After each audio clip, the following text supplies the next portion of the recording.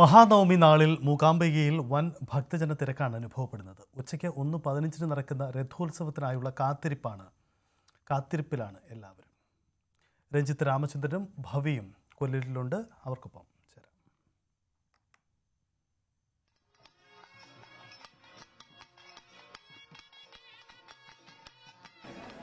മഹാനവമിയാണിന്ന്. കൊല്ലൂർ മൂകാംബിക ക്ഷേത്രം ഭക്തി സാന്ദ്രമാണ്. ഇവിടെ അഭൂതപൂർവമായ തിരക്ക് എന്ന് തന്നെ പറയാൻ സാധിക്കും. അത്രമാത്രം ഭക്തജന തിരക്കാണ് ഈ ക്ഷേത്രത്തിലുള്ളത്. ഭക്തി സാന്ദ്രമാണ്.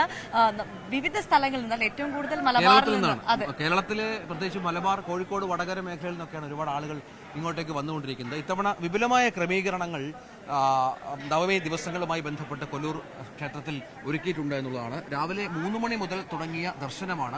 ഇപ്പോഴും നമുക്ക് ദൃശ്യങ്ങളിലൊക്കെ കാണാം. വലിയ തോതിലുള്ള ആളുകൾ ക്യൂ ആയി ഇവിടെ നിൽക്കുന്ന കാഴ്ചകളൊക്കെ കാണാം. തൊട്ടപ്പുറത്ത് വലിയ ക്യൂ ഉണ്ട്. 3-4 മണിക്കൂറൊക്കെ നിന്നാണ് പലരും ദർശനം നടത്തുന്നത്. നമ്മോടൊപ്പം ഈ ഇന്നത്തെ തയ്യാറെടുപ്പുകളുടെ ഇപ്പോൾ ഈ കാണുന്ന ദൃശ്യങ്ങൾ കാണുന്നത് ഇപ്പോൾ രഥം അതായത് അതിന്റെ ഒരുക്കം പൂർണ്ണമായി കഴിഞ്ഞു.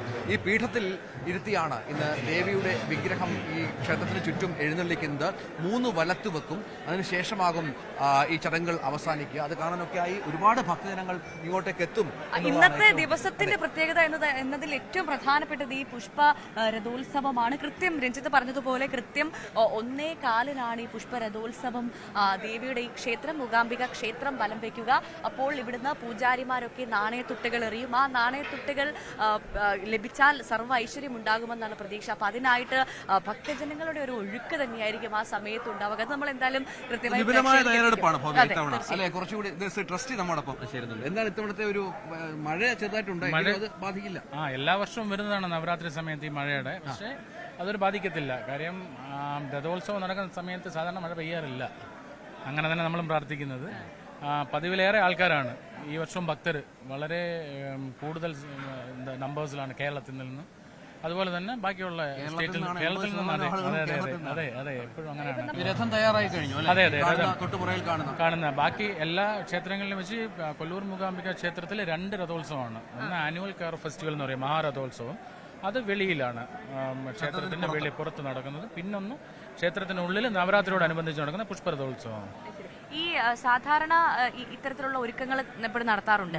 ഇത്തവണ മറ്റെന്തെങ്കിലും ഇന്നത്തെ ദിവസം പ്രത്യേകതയുണ്ടോ? ഈ അല്ലെങ്കിൽ ഏറ്റവും പ്രധാനമായി ഇത് തന്നെയാണ്, പുഷ്പരഥോത്സവം തന്നെയാണോ മഹാനവമി ദിവസം തന്നെയാണ്? അതുപോലെ തന്നെ ഇപ്രാവശ്യം ഈ 4ാമത്തെ നവരാത്രിയിൽ 2 ദിവസമായിരുന്നത്. അത് കാരണമാണ് ഈ ടൈമിംഗ് കുറച്ച് 10 ആണ്. അത് കാരണമാണ് ഈ ടൈമിംഗ് അങ്ങോട്ടും ഇങ്ങോട്ടും മാറാൻ കാരണം രഥോത്സവത്തിന്. അതുപോലെ നാളെ വിദ്യാരംഭത്തിനുള്ള എല്ലാവിധ ക്രമീകരണങ്ങളും നടത്തിയേക്കാണ്, പൂർത്തിയായി കാണും. രാവിലെ 3 മണിക്ക് നട തുറക്കും, 3 മണിക്ക് തന്നെ സ്റ്റാർട്ട് ചെയ്യും. അപ്പൊ അതാണ് ഇന്നത്തെ ദിവസത്തിന്റെ പ്രത്യേകത. മഹാനവമി നാളിൽ ഈ പുഷ്പരഥോത്സവം തന്നെയാണ് ഏറ്റവും പ്രധാനപ്പെട്ട എന്നാണ് അദ്ദേഹവും നമ്മളോട് പറഞ്ഞത്. ഇന്ന് അതിനുള്ളൊരു ഒരുക്കം ഇവിടെ പൂർണ്ണമായിട്ടുണ്ട്. നമുക്ക് അതാണ് വളരെ പെട്ടെന്നായിരുന്നു ഈ ഒരുക്കം പൂർണ്ണമായത് എന്നുള്ളതാണ്. ആ മുകളിൽ കാണുന്ന ആ പീഠത്തിലാണ് ഈ മൂകാംബിക അമ്മയെ ഇരുത്തുക. അതിനുശേഷമായിരിക്കും ഈ രഥം വലിച്ച് ക്ഷേത്രത്തിന് ചുറ്റും 3 തവണ പ്രദക്ഷിണം വെക്കുക. അത് പൂർത്തിയായി ഇന്നത്തെ മഹാനവമിയുടെ ഒരു പ്രധാന ഭാഗം പൂർത്തിയായി എന്ന് പറയാം. പിന്നെ അങ്ങോട്ട് നാളത്തേക്കുള്ള ഒരുക്കമാണ്. പിന്നെ ഇവിടെ മുഴുവൻ കുഞ്ഞുങ്ങളായിരിക്കും. അവരുടെ അക്ഷരം കുറിക്കാൻ വേണ്ടിയുള്ള ഒരുക്കമായിരിക്കും, വിദ്യാരംഭം കുറിക്കാനുള്ള ഒരുക്കമായിരിക്കും പിന്നെ ഉണ്ടാവുക എന്ന് തന്നെയാണ് പറയാനുള്ളത്. അല്ലേ രഞ്ജിത്ത്? തീർച്ചയായും അത് വളരെ പ്രധാനപ്പെട്ട ചടങ്ങുകൾ നാളെ തന്നെയാണ്. ഇന്ന് നമുക്കറിയാം എല്ലാ ദിവസവും വിദ്യാരംഭം നടക്കുന്ന ഒരു ക്ഷേത്രം കൂടിയാണ് മൂകാംബിക. പക്ഷെ നാളത്തെ ചടങ്ങിന് പ്രത്യേകതയുണ്ട്. അതിനുള്ള എല്ലാ തയ്യാറെടുപ്പുകളും ഇവിടെ വിപുലമായ തയ്യാറെടുപ്പുകൾ ഇവിടെ പൂർത്തിയായി കഴിഞ്ഞു. ക്രമീകരണങ്ങൾ പൂർത്തിയായി കഴിഞ്ഞു. ക്ഷേത്രത്തിന്റെ ഭാഗത്ത് നിന്ന് ഭക്തജനങ്ങൾക്ക് സുഗമമായി ദർശനം നടത്തി മടങ്ങുക എന്നുള്ള തരത്തിലുള്ള എല്ലാ ക്രമീകരണങ്ങളും കഴിഞ്ഞ തവണത്തേക്കാളൊക്കെ പ്രത്യേക ബാരിക്കേഡുകൾ സ്ഥാപിച്ചിട്ടുണ്ട്. ആളുകൾക്ക് നടക്കാനുള്ള നടപ്പന്തലുകളുണ്ട്. അത് മാത്രമല്ല അന്നദാനമുണ്ട്. അത് എടുത്ത് പറയേണ്ടതാണ്. ഇവിടെ വരുന്ന എല്ലാ ഭക്തർക്കും കൃത്യമായി അന്നദാനമുണ്ട്. മെഡിക്കൽ സംവിധാനങ്ങൾ പുറത്തുണ്ട്. അങ്ങനെ എല്ലാം കൊണ്ടും ഒരു കുഴപ്പവുമില്ലാതെ ക്രമീകരണങ്ങളൊക്കെ കൃത്യമായി മുന്നോട്ട് പോവുകയാണ്. അല്ലെ? തീർച്ചയായും അതാണ്. ഏതായാലും ഭക്തി സാന്ദ്രമാണ് അന്തരീക്ഷം. ഒരുപാട് ആളുകൾ ഇപ്പോഴും വന്നുകൊണ്ടിരിക്കുന്നു. വലിയ ക്യൂ രൂപപ്പെട്ടിരിക്കുന്നു. പുറത്തൊക്കെ 3 മണിക്കൂർ 3.5 മണിക്കൂറൊക്കെ നിന്നാണ് ദർശനമൊക്കെ നടത്തി ആളുകൾ മടങ്ങുന്നത്. പക്ഷേ യാതൊരു പരാതിയും പരിഭവമൊന്നുമില്ലാതെ അമ്മയെ കണ്ടു മടങ്ങുക എന്ന ലക്ഷ്യം സാധിച്ചു തന്നെയാണ് ആളുകൾ മടങ്ങുന്നത് എന്നുള്ളതാണ്. ഇപ്പോഴും ദർശനം തുടരുകയാണ്. രാവിലെ 3 മണിക്ക് തുടങ്ങിയ നടയാണ്. ഇടയ്ക്ക് 1/2 മണിക്കൂർ അടച്ചിട്ടിരുന്നു.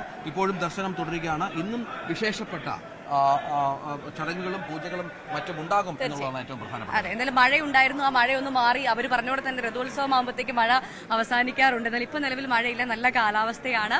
എന്തായാലും വിശേഷങ്ങളുമായി നമ്മൾ തുടരും. പ്രേക്ഷകർക്കൊപ്പം ഉണ്ടാകും. തത്സമയം പ്രേക്ഷകർ ന്യൂസ് 18-നൊപ്പം തുടരുക.